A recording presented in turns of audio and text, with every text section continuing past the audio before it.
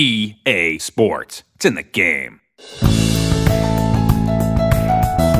When we sat down and we started thinking about the design for this year's game, one of the things that we thought was missing from that game was the whole experience of an interaction between a golf pro and his caddy. We've been studying this for a significant amount of time, and we wanted to make sure that we delivered something where once you played with a caddy, you'd never ever want to play without one. If you've played a number of the previous Tiger Woods PGA Tour games, when you got to this year's game, you would say to yourself, this is very much a different experience. Yeah, I think a player-caddy relationship is vital. I certainly have leaned on my caddies throughout the years for information, their opinions.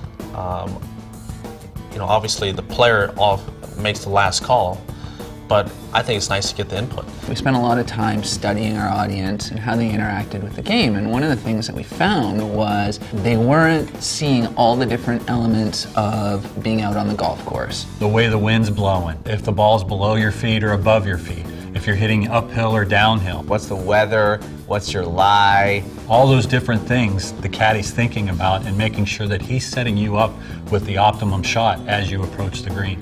What the caddy does is he actually simulates the shot starting at the green all the way back to the tee. So when the caddy sets up your drive, for example, what he's really looking at is where that drive's going to land and how it sets up your second shot or your approach to the green. So as you're playing the game, the caddy gains experience based on how many times you visit a course, how good you're playing the course, the level of your golfer, based on our course mastery.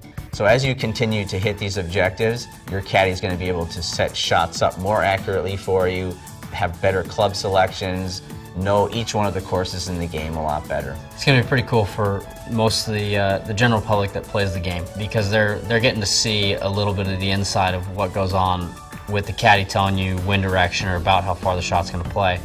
It's going to let the general public realize that there's a lot more that goes into just stepping up and swinging at it as hard as you can.